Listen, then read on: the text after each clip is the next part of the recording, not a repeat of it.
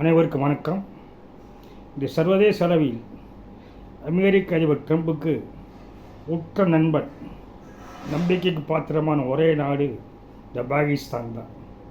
இதே பாகிஸ்தான் அமெரிக்காவுக்கு எதிராக சீனாவுடன் உறவு கொண்டிருந்தது.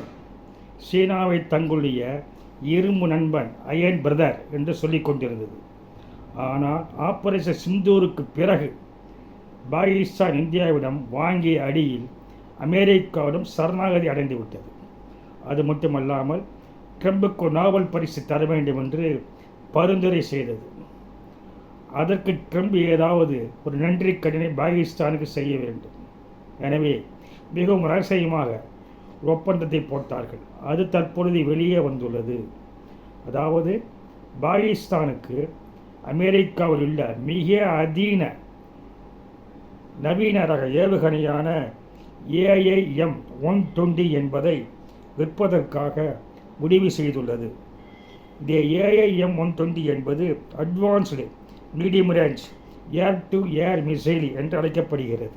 அதாவது ஒரு போர் விமானத்திலிருந்து எதிரின் விமானத்தை வீழ்த்துவதற்காக பயன்படுத்துகின்ற மிசைல் தான் AIM-120. இந்த மிசைலின் ஒரு முக்கியமான விசேஷம் என்னவென்றால், 2019ஆம் ஆண்டு இந்தியா சர்ஜிக்கல் ஸ்ட்ரைக் துல்லிய தாக்குதலை பாகிஸ்தான் மீது நடத்தியது. 2019இல் MiG-21 என்ற விமானத்தை அபிநந்தன் தான் ஓட்டிச் சென்றார். அந்த விமானத்தை வீழ்த்தியது பாகிஸ்தானின் F-16 ஏவிய இந்த AIM-120 மிசைல் தான். அதாவது மிக் கில்லர் என்று இந்த மிசைல் அதனால் தான் அழைக்கப்படுகிறது. அப்படிப்பட்ட ஒரு மிசைலியை, அதுவும் மேலும் மேம்படுத்தப்பட்ட நவீன ஒரு மிசைலியை பாகிஸ்தானுக்கு தருவதாக ட்ரம்ப் முடிவெடுத்துள்ளார். இந்த மிசைலியை எக்ஸ்போர்ட்டுக்காகவே மேலும் நவீனப்படுத்தப்பட்டு 120C-8 மற்றும் AIM-120D என்று AMRAAM மிசைல் என்று இது அழைக்கப்படுகிறது.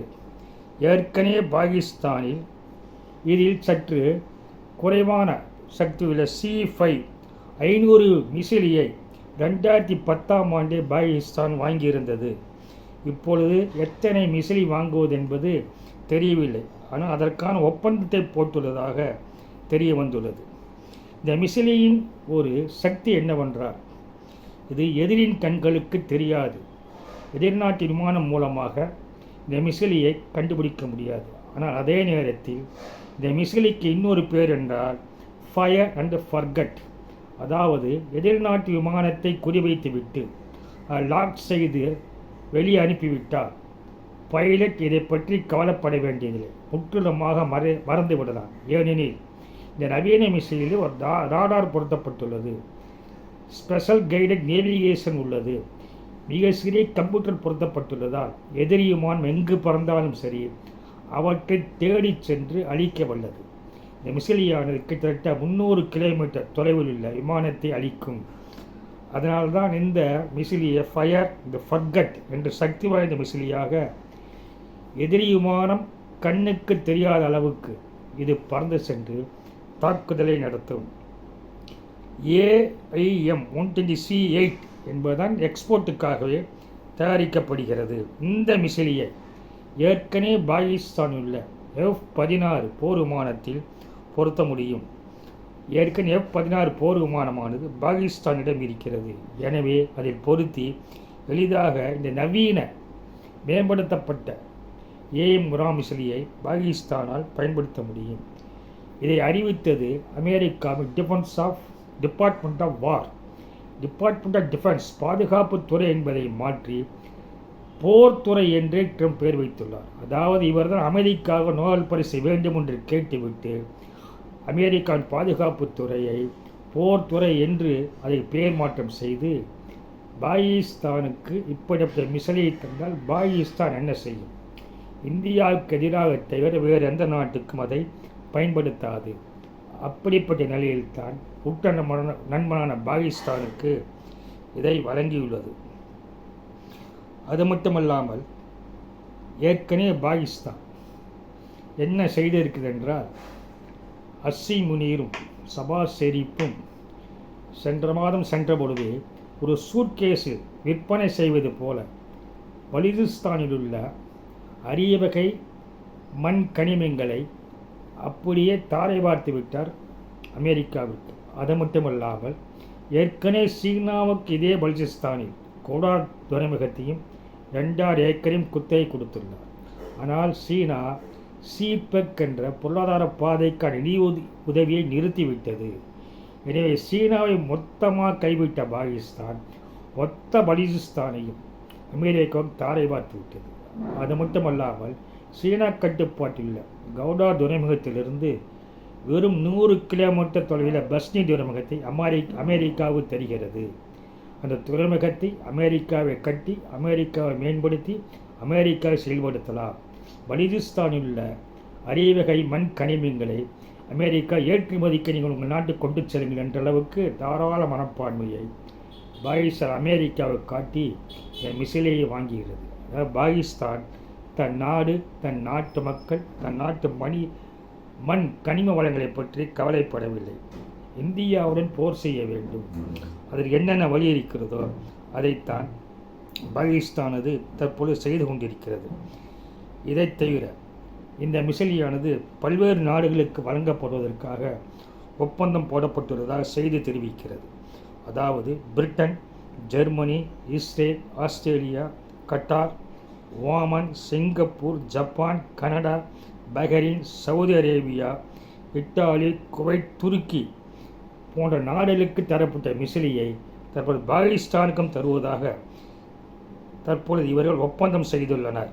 2030ஆம் ஆண்டில் இது தரப்படுவதாக பாகிஸ்தானுக்கு தெரிவிக்கப்பட்டுள்ளது.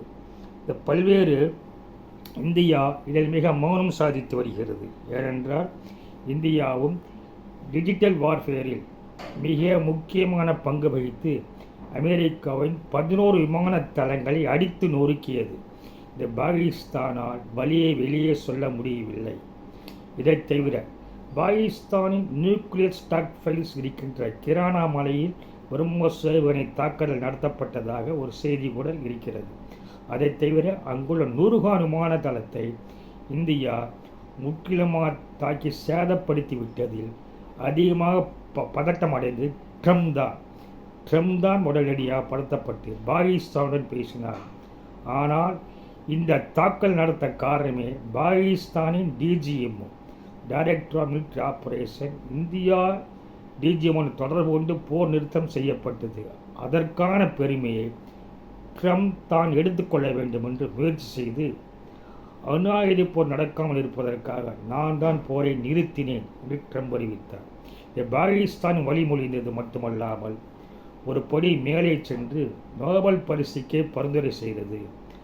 ஆனால் பிரதமர் மோடி அவர்கள் பாராளுமன்றத்தில் பேசுகின்ற பொழுது எந்த ஒரு நாட்டும் தலையீடு இல்லாமல் பாகிஸ்தானின் இராணுவத்துறை இந்திய இராணுவத்துறையிடம் கெஞ்சி கேட்டதால் இந்த தாக்குதல் நிறுத்தப்பட்டது. மீண்டும் தாக்குதல் நடத்தினால் தக்க பதிலடி தரப்படும் என்று எச்சரிக்கை விடுத்துதான் நிறுத்தப்பட்டுள்ளதே தவிர எந்த நாட்டுக்கும் யாருக்கும் பங்கு என்று சொல்லிவிட்டார். அது மட்டுமில்லாமல் ட்ரம்ப் அவர்கள் 4 முறை பிரதமர் மோடிக்கு ஃபோன் செய்து பிரதமர் மோடி அதை எடுக்கவில்லை, அவரிடம் பேசவில்லை. எந்த வகையிலும் ட்ரம்புக்கு இந்த போரை நிறுத்தியதாக மோடி சொல்வதற்கு முன்வரவில்லை. ட்ரம்பின் நோபல் பரிசு கனவை மோடிஜி அவர்கள் மண்ணள்ளி போட்டு விட்டார் என்பதே உண்மை. அதனால் ட்ரம்புக்கென்று இந்தியா மீது ஒரு தனி ஆத்திரம் இருக்கிறது.